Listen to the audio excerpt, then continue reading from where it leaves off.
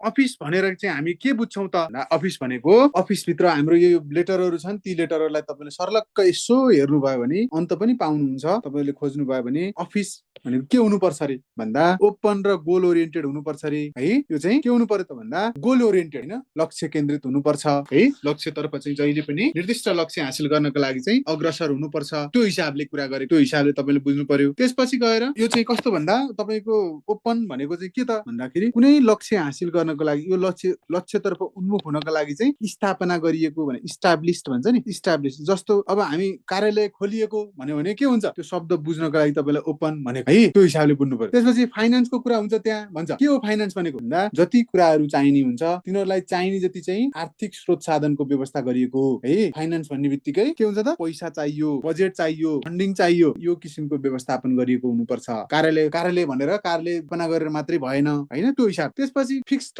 Time हुनुपर्छ, निश्चित कार्य समय हुनुपर्छ है। स्ट्यान्डर्ड आवर्स हुनुपर्छ, जस्तो 9 to 5, 10 to 5, 10 to 4 यस्तो खालको चाहिँ फिक्स टाइम हुनुपर्छ, शेड्युल हुनुपर्छ। कुन दिन खोल्ने कुन दिन बन्द गर्ने हो चाहिँ हुनुपर्छ। अनि इन्स्टिट्युसन भन्छ है, फर्मल हुनुपर्छ स्ट्रक्चर। अनि त्यसपछि अर्गनाइजेसनलको चाहिँ एउटा हिस्साको रूपमा हुनुपर्छ, त्यो हिसाबले भनेको। जस्तो हेर्नुहोस् त, कार्यालय प्रमुख छ, कार्यालय प्रमुखको मातहतमा काम गर्ने मान्छेहरू छन् है। यसरी चाहिँ प्रयोग गर्नु पर्यो। तपाईँहरूले पनि यसो हेर्नुभयो भने हामीले एआईबाट पनि धेरै कुराहरू चाहिँ प्रयोग गर्नु छ। मैले यो बुलेट दिएर चाहिँ एआईबाट चाहिँ जेनेरेट गर्न लागेको इमेज हो, तपाईँहरूले पनि गर्न सक्नुहुन्छ एआई जेनेरेट गर्नु। तर उसलाई के दिनु पर्यो, कन्टेन्ट चाहिँ राम्रो दिनु पर्यो उसलाई है। उसलाई आफूले दिनु पर्यो, उबाट लिने होइन। च्याट जीपीटीलाई ट्याङ्ग गएर सोध्नुभयो भने के गर्छ, त्यो मजाले दिएको यसले भनेर तपाईँहरू सरसर्ती त्यही लेख्नुभयो भने के हुन्छ, कहिलेकाहीँ त्यसले हावादारी कुरा पनि दिन्छ फेरि। तर आफूले चाहिँ तपाईँले मेटेरियल राम्रो दिनुभयो भने, रिसोर्सेस स्रोत सामग्री राम्रो दिनुभयो भने त्यसले राम्रोसँग आउटपुट पनि दिन्छ। अनि कन्ट्रोलिङ मेकानिजम हुनुपर्छ। जस्तो अघि जर्ज आर टेरीले भनेका थिए, कार्यालयमा चाहिँ त्यो संगठनलाई नियन्त्रण गर्ने चाहिँ